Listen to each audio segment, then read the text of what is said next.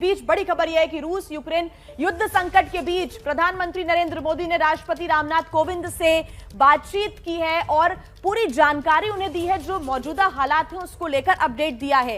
राष्ट्रपति से थोड़ी देर पहले ही प्रधानमंत्री की यह मुलाकात हुई है।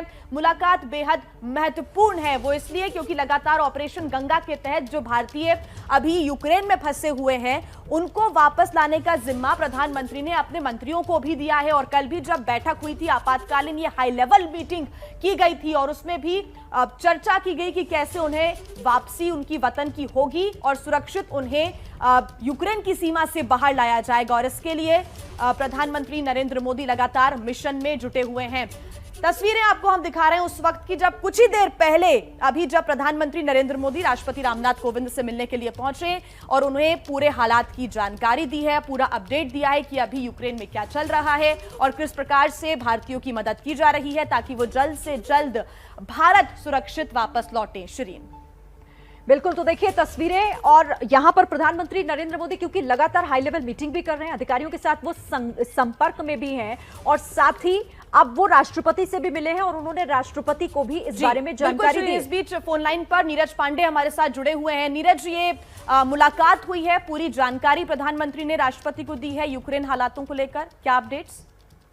जी, मैं आपको बता दूं, प्रधानमंत्री नरेंद्र मोदी दरअसल गए थे राष्ट्रपति भवन, जहां आरोग्य वनम का उद्घाटन हुआ था। वहां पर उन्होंने राष्ट्रपति के साथ विजिट भी किया था, लेकिन उसके बाद प्रधानमंत्री नरेंद्र मोदी और राष्ट्रपति रामनाथ कोविंद जी की एक अहम बैठक हुई। इस बैठक में प्रधानमंत्री नरेंद्र मोदी ने उन्हें यूक्रेन के हालातों पर पूरी जानकारी दी कि भारत से क्या इनिशिएटिव है, भारत क्या कर रहा है और अपने नागरिकों को निकालने के लिए क्या क्या कदम उठाए जा रहे हैं। इन सभी विषयों पर प्रधानमंत्री नरेंद्र मोदी ने राष्ट्रपति रामनाथ कोविंद जी को ब्रीफ किया और उनको सरकार के कदमों से अवगत कराया, सरकार के इनिशिएटिव से अवगत कराया और उनसे राय भी मांगी कि आगे और क्या किया जाए, आपका कोई सुझाव हो तो वो भी बताएं। तो प्रधानमंत्री नरेंद्र मोदी और राष्ट्रपति की ये यूक्रेन मसले पर एक अहम बैठक थी, अहम मुलाकात हुई और उस मुलाकात के दौरान सभी जो एस्पेक्ट्स हैं उस पर चर्चा हुई।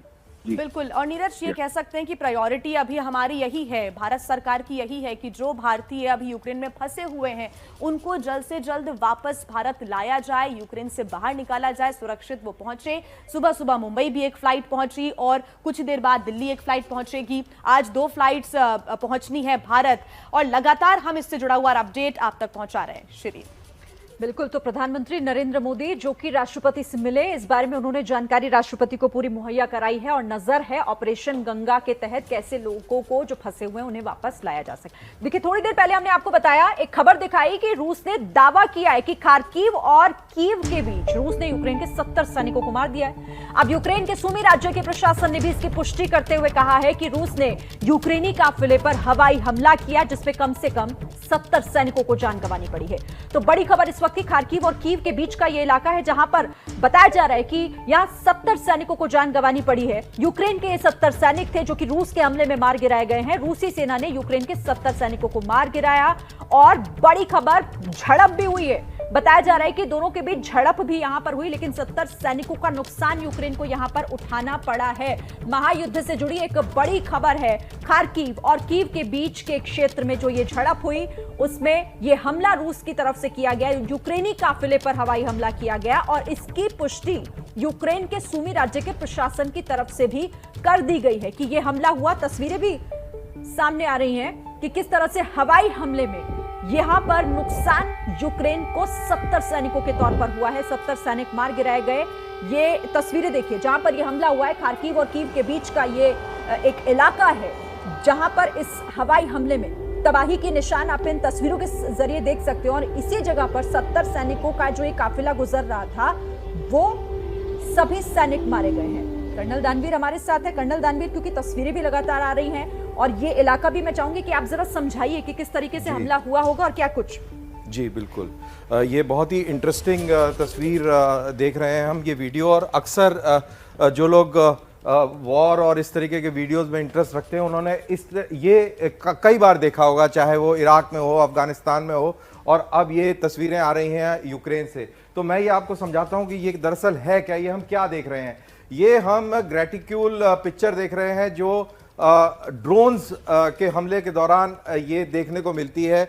यही तस्वीरें कंट्रोल रूम में जाती हैं और कंट्रोल रूम से फायरिंग और बाकी सारी चीज़ों का संचालन किया जाता है। ये हमने देखा कि ये एक मिलिट्री वैल्यू का टारगेट है जिसको टॉप अटैक से बर्बाद किया गया है। ये ड्रोन से किए गए हमले की तस्वीर है और ये ग्रेटिक्यूल पैटर्न है। इससे आपका डिस्टेंस मेजर होता है, साथ में जीपीएस की क्या रीडिंग है, लॉन्गिट्यूड लैटिट्यूड क्या है, डिस्टेंस कितना चले हैं और क्या इसके बाकी जो पैरामीटर्स हैं, वो सारी चीज़ें जो है कंट्रोल रूम में निरंतर पहुंचती हैं और उससे अंदाजा भी लगाया जाता है बैटल बीट सर्वेलेंस का भी, और जहां जहां पे इंपॉर्टेंट वैल्यू टारगेट होता है उसको ध्वस्त भी किया जाता है। श्री बिल्कुल। और कर्नल दानवीर, आप इन तस्वीरों को बहुत अच्छे तरीके से बता भी रहे हैं, लेकिन आप वो भी तस्वीरें देख रहे थे कि जो नुकसान यूक्रेन को पहुंचाने की बात कही जा रही है, उस इलाके में 70 सैनिकों का एक काफिला जो गुजर रहा था, उसे भी मार गिराया गया उन सभी को। हाँ जी हाँ, ये जो समझ में आ रहा है कि अभी जैसे खार्किव के ऊपर बहुत जबरदस्त घेराबंदी हो चुकी है और ये बिल्कुल संभव है कि खार्किव और इस पूरे इलाके में, सुम्मी के इलाके से यूक्रेनी सैनिक अब वहां से पीछे हट रहे हैं बिल्कुल। और ये देखिए आप कितना खतरनाक ये मंजर है। ये पूरी बिल्डिंग जो है ध्वस्त हो गई है। जो आयरन के ये जो सरिये हैं किस तरीके से ये पूरे टेढ़े मेढ़े हो गए हैं और बहुत ही भयानक और जबरदस्त ये हमला हुआ होगा।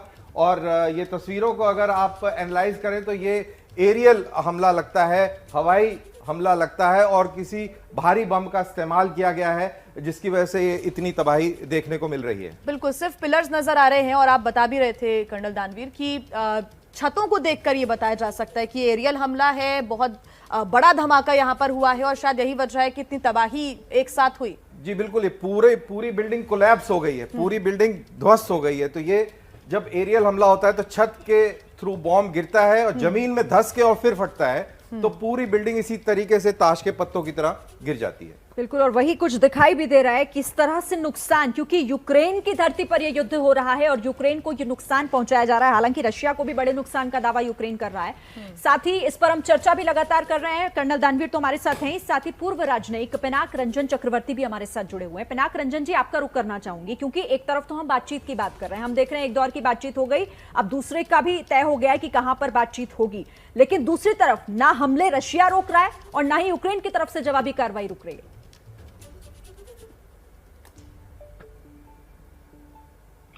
देखिए, एक दिन में फैसला तो कुछ होने वाला नहीं है जो वार्तालाप हो रहे हैं, पर मैं ये एक पॉजिटिव साइन लेता हूं कि वो फिर मिलेंगे, फिर बात करेंगे, क्योंकि अब जब तक बात चलती रहेगी ये हमले चलते रहेंगे। रूस ने ठान ली है कि जब तक बातचीत तभी शायद वो खत्म करेंगे जब उनका जो पॉलिटिकल ऑब्जेक्टिव है वो पूरा हो जाए, मिलिट्री एंड पॉलिटिकल ऑब्जेक्टिव।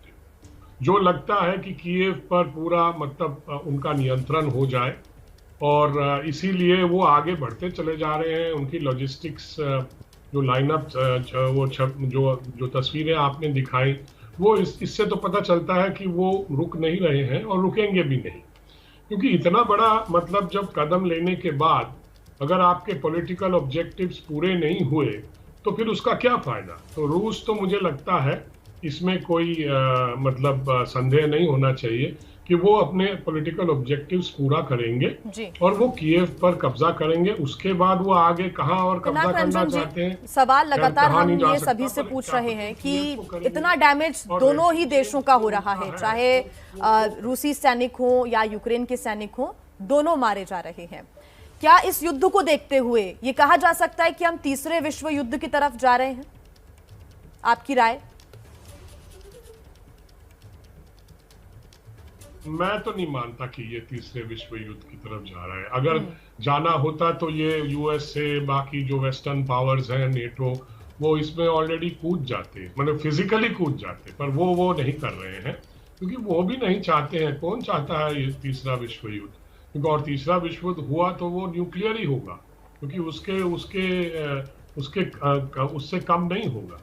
तो मुझे तो नहीं लगता कि तीसरा विश्व युद्ध, ये सब थोड़ा प्रोपेगेंडिस्ट है, मैं मानता हूँ। पर वो वेस्टर्न पावर्स जो है, यूएसए, नेटो, रशिया को वहां पे बॉक डाउन करना चाहते हैं कि जैसे अमेरिका वियतनाम में लड़ता रहा, अफगानिस्तान में लड़ता रहा, वो चाहते हैं रशिया भी यहाँ लड़ता रहे और उनको तकलीफ हो, यही वो चाहते होंगे। यूक्रेन ने एक बड़ा दावा किया है। यूक्रेन का दावा है कि रूस ने प्रतिबंधित वैक्यूम बम का इस्तेमाल किया है। यूक्रेन का यह आरोप है कि युद्ध के 5वें दिन यानी कि कल रूस ने इस हमले में वैक्यूम बम का इस्तेमाल किया। आपको जानकारी दे दें कि जेनेवा समझौते के तहत वैक्यूम बम का इस्तेमाल प्रतिबंधित है और यूक्रेन का दावा है कि रूस ने जेनेवा समझौते की शर्तों का उल्लंघन किया। आप जो तस्वीरें देख रहे हैं वो यूक्रेनी मीडिया की तरफ से जारी की गई हैं और इसी में यह दावा किया गया है कि ये वैक्यूम बम के इस्तेमाल की तस्वीरें हैं। तस्वीरें आपके सामने। यूक्रेन का दावा, जेनेवा समझौते के उल्लंघन का आरोप रूस की तरफ से लगाया गया कि उसने इस समझौते का उल्लंघन करते हुए युद्ध के 5वें दिन यानी कि कल वैक्यूम बम का इस्तेमाल किया। ये एक्सक्लूसिव तस्वीरें आप देख रहे हैं और ये यूक्रेन की मीडिया ने इन तस्वीरों को जारी किया है जिसमें कहा गया है कि इसी तरीके से वैक्यूम बम का इस्तेमाल किया गया। और देखिए तस्वीरों में आप उस धमाके के बाद धुआं उठता हुआ और आसपास वो अफरा तफरी भी साफ देख सकते हैं जो यूक्रेन मीडिया में ये तस्वीरें चल रही हैं। बिल्कुल कर्नल दानवीर, मैं चाहूंगी कि आप इन तस्वीरों को क्योंकि बेहतर तरीके से समझा पाएंगे तो ये बताएं कि आखिर तस्वीरें क्या कहती हैं। वैक्यूम बम के बारे में बताएं दर्शकों को और साथ ही जब ये हमला करते हैं वैक्यूम बम से तो कितना डैमेज हो सकता है। जी हाँ, ये तस्वीर आप देख सकते हैं कितनी भयानक तस्वीर रही होगी, क्या सिचुएशन रही होगी। और इसमें आप देख रहे हैं कि तकरीबन 100 से 150 फीट तक ऊंचा एक गुबार देखने को मिला। खैर इसमें इस वीडियो में किसी ने एमेचर ने बनाया है तो खूब ये हिल रहा है, लेकिन जो आपने वो गुबार देखा उड़ता हुआ वो तकरीबन 150 से 200 फीट की ऊंचाई तक गया हुआ वो गुबार है। और ये मैसिव ऑर्डिनेंस एयर ब्लास्ट है। ये जो हम जो देख रहे हैं ये मैसिव ऑर्डिनेंस एयर ब्लास्ट है। ये देखिए, ये आप इससे अंदाजा लगाइए कि कितना जबरदस्त धमाका हुआ होगा और कितना उससे ये धुएं और ये डेब्रीज उड़ रही है। तो ये मैसिव ऑर्डिनेंस एयर ब्लास्ट है। और बात ये भी हो रही है कि थर्मोबैरिक बॉम्ब, जिसको वैक्यूम बॉम्ब कहा जा रहा है, उसका भी इस्तेमाल हो रहा है। थर्मोबैरिक बॉम्ब या वैक्यूम बॉम्ब जो होता है ये पूरे इलाके की ऑक्सीजन को खींच लेता है और जो भी जीवित प्राणी उधर होता है वो दम घुटने की वजह से मर जाता है। तो ये बहुत खौफनाक मंजर लड़ाई के मैदान से। बिल्कुल, क्योंकि लड़ाई के मैदान से जो तस्वीरें आ रही हैं वो ये बताने के लिए काफी हैं कि डैमेज हो रहा है और यूक्रेन की धरती इस वक्त जल रही है, धधक रही है।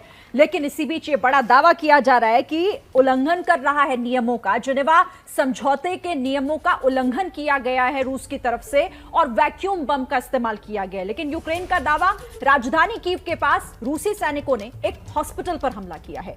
यूक्रेन लगातार बड़े आरोप लगा रहा है रूस पर। यूक्रेन के मुताबिक वहां पर रूसी सेना के साथ भयंकर लड़ाई जारी है। लेकिन इसी बीच तस्वीरें भी आ रही हैं और ताजा तस्वीरें हैं खार्किव इलाके से, जहां पर देखिए आप इन तस्वीरों में आपको दिखाई दे रहा है अफरा तफरी। और मुझे लगता है कर्नल दानवीर शायद अच्छे तरीके से बता पाएंगे क्या है इन तस्वीरों में। जी, ये जो तस्वीरें आप देख रहे हैं ये रशियन आर्मी की लाइट मल्टी यूटिलिटी व्हीकल्स हैं। इनको गैस टिगर कहा जाता है। ये आर्मर्ड प्रोटेक्टेड व्हीकल्स हैं और इनका इस्तेमाल दुश्मन के इलाके के अंदर रिकॉनेसेंस करना या एक जगह से दूसरी जगह सैनिकों को लेके जाना, स्पेशल फोर्सेस को लेके जाना, इस सब कामों में इस्तेमाल होता है। और ये देख रहे हैं कि शायद इन गाड़ियों के काफिले के ऊपर एक एम्बुश हुआ है और ये मंजर उस एम्बुश के बाद का है। ये जो गाड़ियों के ऊपर आपने 2 सिलेंडर से देखे, ये बेसिकली स्मोक जनरेटर हैं जो स्मोक स्क्रीन पैदा करते हैं। और इन गाड़ियों के ऊपर medium machine gun, heavy machine gun और एंटी टैंक मिसाइल्स वगैरह भी लगती हैं। तो बेसिकली लड़ाई लड़ने के काम भी आती हैं और ये रिकॉनेसेंस और आर्म्ड रिकॉनेसेंस बेसिकली उसके काम आती हैं। बिल्कुल, ये तस्वीरें सामने आई हैं और जब तस्वीरें सामने आई वैक्यूम बम के हमले की, जो कि यूक्रेन ने दावा किया है और यूक्रेन की जो टीवी चैनल्स हैं वो भी ये दावा करते नजर आए। जब वैक्यूम बम से हमला हुआ, यूक्रेन का दावा है कि जेनेवा समझौते को तोड़ते हुए इस वैक्यूम बम का इस्तेमाल किया गया है। आज की ये सबसे भयंकर तस्वीर हम देख सकते हैं, जैसा कि कर्नल दानवीर भी बता रहे थे कि वैक्यूम बम का इस्तेमाल करके सांस नहीं ले पाते हैं, घुटन होती है। और ऐसे में अगर इस बम का इस्तेमाल हो रहा है तो ये वाकई चिंता का विषय है। कर्नल दानवीर, आपसे चाहूंगी कि आप एलईडी स्क्रीन के जरिए दर्शकों को एक बार फिर बताएं जो अभी हमारे साथ जुड़े हैं कि आखिर वैक्यूम बम का इस्तेमाल कैसे किया जाता है। जेनेवा समझौता हुआ, बैन कर दिया गया, इतना खतरनाक ये बम। जी एब्सोल्युटली, ये कुछ ऐसे हथियार हैं जो कि कन्वेंशनल लड़ाई के अंदर बैन कर दिए गए हैं। नेपाम बॉम्ब भी इसी कैटेगरी का है। और अब ये एयर फ्यूल एक्सप्लोजन जिसकी बात हो रही है, जिसको आप वैक्यूम बम बोल रहे हैं, इसमें दरअसल क्या होता है कि बहुत सारा फ्यूल जो है उसको छिड़का जाता है और फिर उसमें आग लगा दी जाती है। उससे जो एटमॉस्फेयर के अंदर ऑक्सीजन है, ऑक्सीजन को पूरी तरह इस्तेमाल कर लेता है ये एक्सप्लोजन। और जितने भी लोग इसके गिरफ्त में आते हैं, एरिया ऑफ इन्फ्लुएंस में आते हैं, वो सारे के सारे दम घुटने की वजह से खत्म हो जाते हैं। बिल्कुल, तो ये अब तक की सबसे भयानक तस्वीरें हमने देखी है। शुरीन, लगातार दर्शकों को हम ये तस्वीरें दिखा रहे हैं क्योंकि जब यूक्रेन ने दावा किया कि वैक्यूम बम का इस्तेमाल हो रहा है, वो तस्वीरें सामने आई हैं। सांस लेने में तकलीफ होती है, घुटन होती है। इसी वजह से जेनेवा समझौते के तहत इसको बैन किया गया, लेकिन यूक्रेन का बड़ा दावा कि इसको इस्तेमाल किया जा रहा है। खेरसोन के दक्षिण इलाके में रूस के सैनिकों ने घुसपैठ की है। हमारे साथ पिनाक रंजन चतुर्वेदी जी भी जुड़े हुए हैं। पिनाक रंजन जी, आप कह रहे थे कि बॉर्डर सील करना तो आसान है लेकिन घुसना मुश्किल है, लेकिन मेयर का दावा कि खेरसोन के इलाके में घुसे हैं।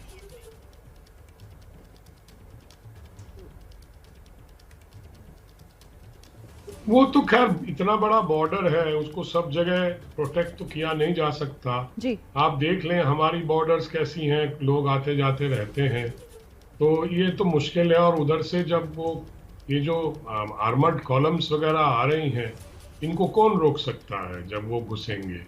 तो मुझे तो नहीं लगता कि रशिया को रोक सक रहे हैं। एम्बुशेस जरूर हो रही हैं। मुझे लगता है ये गरिल्ला वॉरफेयर की तरफ जा रहा है, जो एक जैसे हमने अफगानिस्तान में देखा या वियतनाम में देखा। और मुझे तो शक ये हो रहा है कि ये अल्टीमेटली जो वेस्टर्न पावर्स हैं वो भी चाहते हैं कि यहाँ रशिया एक गरिल्ला वॉरफेयर में फंस जाए और उनको तकलीफ हो। ये मैंने पहले भी कहा है। और जहाँ रही बात आपके जो वो थर्मोबैरिक बॉम्ब जो हमारे कर्नल साहब समझा रहे थे, तो बहुत अच्छी तरह से उन्होंने समझाया।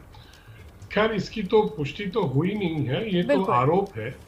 और इस तरह बिल्कुल के ये आरोप है, कई दावे यूक्रेन की तरफ से किए जा रहे हैं। और पिनाक जी, आपने बिल्कुल ठीक बात कही है कि हर बॉर्डर को सेफ रखना यूक्रेन के लिए फिलहाल मुश्किल है। और यही वजह है कि रूसी सैनिक अलग अलग जो बॉर्डर एरियाज हैं वहां से घुस रहे हैं अंदर। बहुत धन्यवाद चक्रवर्ती जी आपका हमारे साथ जुड़ने के लिए। बड़ी खबर अपने दर्शकों को हम बता दें, प्रधानमंत्री नरेंद्र मोदी ने अब वायुसेना से भी अपील की है।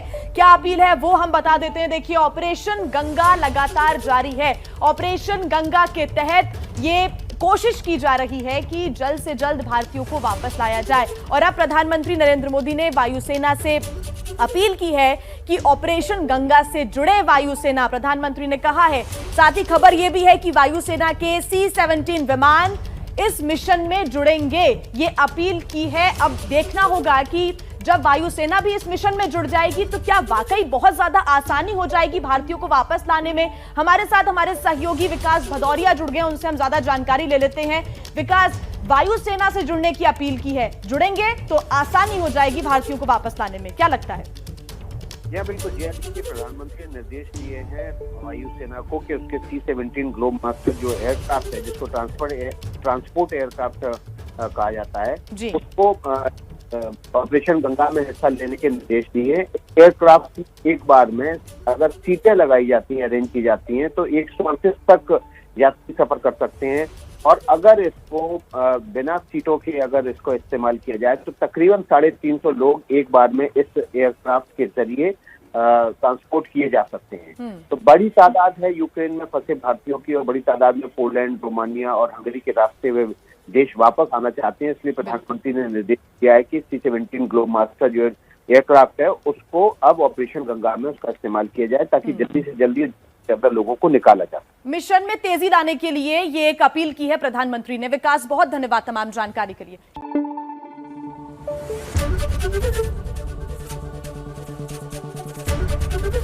ABP न्यूज आपको रखे आगे।